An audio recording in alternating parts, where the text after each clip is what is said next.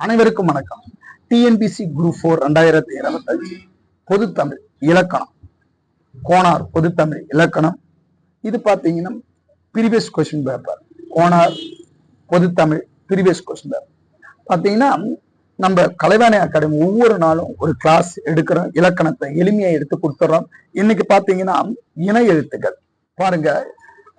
புத்தகத்தில் படிப்பதற்கும் எழுதி படிப்பதற்கு வித்தியாசம் இருக்கு. புத்தகத்துல படிச்சீங்கன்னா அப்படியே படிச்சீங்கன்னா ஒரு வாரம் கழிச்சு பார்த்தா புதுசா படிக்கிற மாதிரி இருக்கும், புதுசா ரிவிஷன் பண்ற மாதிரி இருக்கும். ஆனால் எழுதி படித்தால் உங்களுக்கு அது சப்கான்சியஸ் மைண்ட்ஸ்ல பதியும். சார் எழுதுவதற்கு ரொம்ப டைம் ஆயிடும் சார். கண்டிப்பா அந்த 120 நாள் நீங்க எழுதக்கூடாது. நோட்ஸ் இருக்கணும், டெஸ்ட் ரிவிஷன் பண்ணணும், டெஸ்ட். இதுதான் இந்த 120 நாள் செய்யணும்.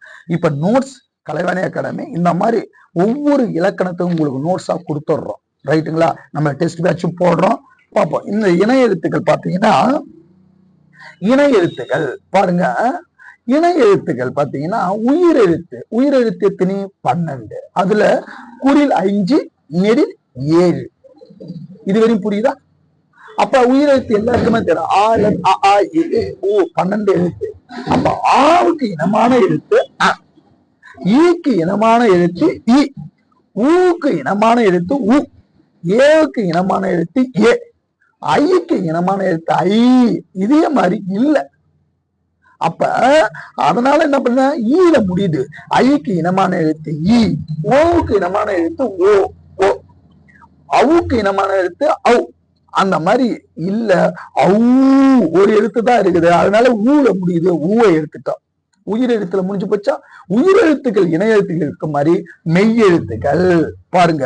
மெய் எழுத்துக்கள் எத்தனை வகைப்படும்? 3 வகைப்படும். வல்லினம், மெல்லினம், இடையினம். வல்லினம் கசட தப்பற, மெல்லினம் ஞங்கன நம்மன, இடையினம் எரல வளல. இப்ப இடையினத்துக்கு இணை எழுத்தில் கிடையாது, அதனால நான் இங்க எழுதல. சரி, வல்லினத்துக்கு கசட தப்பற, மெல்லினத்துக்கு ஞங்கன நம்மன. இங்குக்கு இணை எழுத்துன்னா அதுக்கு நேரா இருக்குது இக்கு, இஞ்சுக்கு நேரா இருக்குது இச்சி, இன்னுக்கு நேரா இருக்குது இட்டு, இந்துக்கு நேரா இருக்குது இத்து, இம்முக்கு நேரா இருக்குது இப்பு, இன்னுக்கு நேரா இருக்குது இரு. அப்ப பாருங்களா, இங்குக்கு இக்குக்கு இங்கு வரும், இச்சுக்கு இஞ்சி வரும், இட்டுக்கு இன்னு வரும், இத்துக்கு இந்து வரும், இப்புக்கு இம்மு வரும், இருக்கு இன்னு வரும். இணை எழுத்து பாருங்க. சரி, இப்ப பாப்போமா. சங்குன்னு கொடுத்திருப்போம். எப்பவுமே இணை எழுத்துகள் 2வது எழுத்து வரும். 2வது எழுத்து ஞங்கன நம்மனாலதான் வரும். வல்லினம் கசட அப்புறம் வராது. நல்லா புரிஞ்சுக்க. இணை எழுத்துக்கள் சங்கு ஞங்கன நம்மன 2வது எழுத்துலதான் உங்களுக்கு வரும். இங்கு வந்திருக்கா? இங்குக்கு நேரம் என்ன எழுத்து? இக்கு இருக்கு. அப்ப இக்கு எழுதுங்க. லாஸ்ட்ல கூ வந்துக்குது.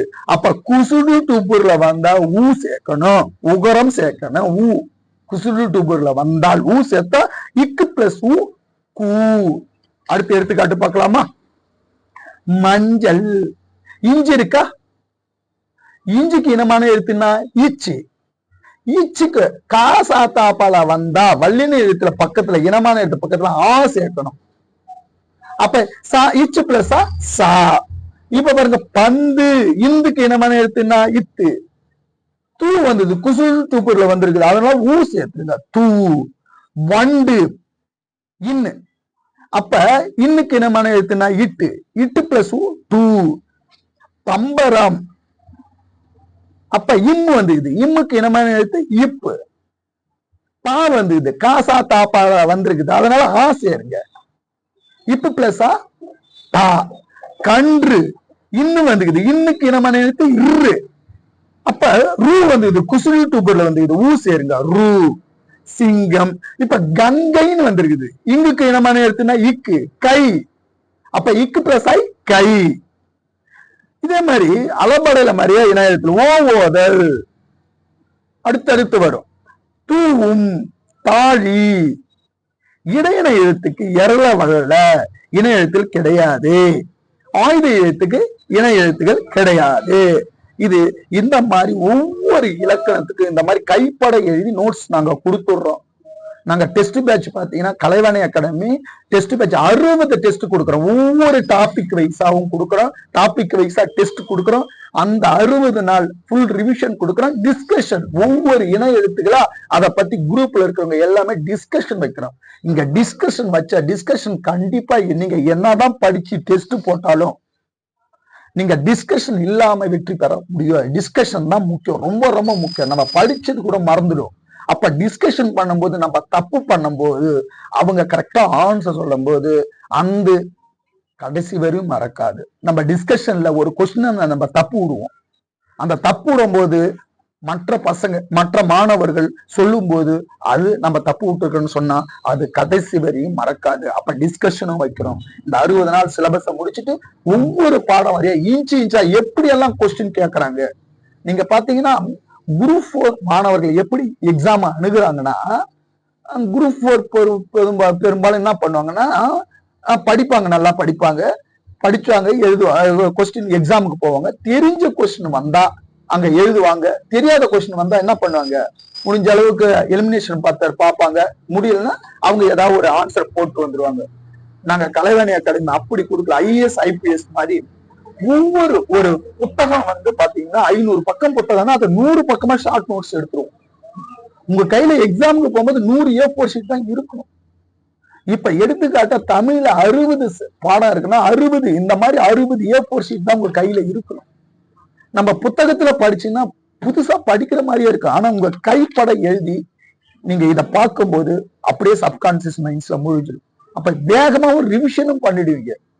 இப்ப எக்ஸாமுக்கு போகும்போது உங்களுக்கு 60 டாபிக் 60 A4 ஷீட் இருந்தா 1 ஹவர்ல நீங்க ரிவிஷன் பண்ணிட்டு பயிற்சி போடுவீங்க. டைம் சேவ் ஆயிடும். ஆனா இந்த நோட்ஸ் எடுக்க உங்களால முடியாது. நோட்ஸ் நீங்க எடுக்க முடியாது. ஆனா உங்களுக்கு நாங்க நோட்ஸ் எடுத்து கொடுக்கறோம், ரைட்டுங்களா? நோட்ஸ் எடுத்து உங்களுக்கு நாங்க கொடுத்துடுறோம். நீங்க கவலைப்படாதீங்க. உங்களுக்கு பாத்தீங்கன்னா இந்த தமிழ் இலக்கண புக்கு பாத்தீங்கன்னா ஒரு 300 ரூபா தான் வரும். இது ப்ரீவியஸ் கொஸ்டின் பேப்பர் 400 ரூபா 360 ரூபாய்க்கு கொடுக்குறோம். உங்களுக்கு எளிமையா உங்களுக்கு இலக்கணம் சொல்லி கொடுக்குறோம். அடுத்தது பாத்தீங்கன்னா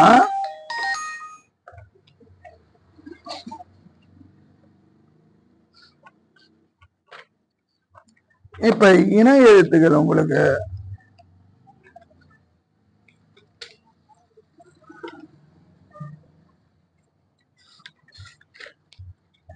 இணைய எழுத்துக்கள் பாருங்களா, டெஸ்ட் போட்டுடணும். இப்போ ஒரு இணைய எழுத்துக்களை பிடிச்சா அப்படியே டெஸ்ட் போட்டுடணும். அதுக்கப்புறம் டெஸ்ட் தான், டெஸ்ட் டிஸ்கஷன் ரொம்ப ரொம்ப இம்பார்ட்டன்ட். ஒலிக்கும் முயற்சி, பிறக்கும் இடம் ஆகியவற்றில் ஒற்றுமை உடைய எழுத்துக்கள் எவ்வாறு அழைக்கப்படும்னா இணை எழுத்துக்கள். இணை எழுத்துக்கள் கருதப்படும் 6 வல்லினம் மெய் எழுத்துக்கள் டேஷ் இனமாகும். கசட கபர. இணை எழுத்துக்கள் அமையும் 6 மெல்லின மெய் எழுத்துக்கள் மற்றும் இனமாகும்னா ஞங்கண்ண நம்மண்ண. திங்கள், மஞ்சள், சந்தனம், அம்பு, தென்றல் எதற்கு எடுத்துக்காட்டுனா இணை எழுத்துக்கள். இடையின எழுத்துக்கள் எரள வளல 6 எவ்வகையில் அமையனா ஒரே இனமாக. மெய் எழுத்துக்கள் போன்று இவ்வெழுத்துக்கள் இனமான எழுத்துக்கள் உண்டு. உயிர் எழுத்துக்கள் பாத்தீங்கன்னா இப்ப பாருங்களா, இணை எழுத்துக்கள் கரும் 6 வல்லின எழுத்துன்னா டக்குன்னு அடிக்கணும், கசலர் தப்பற.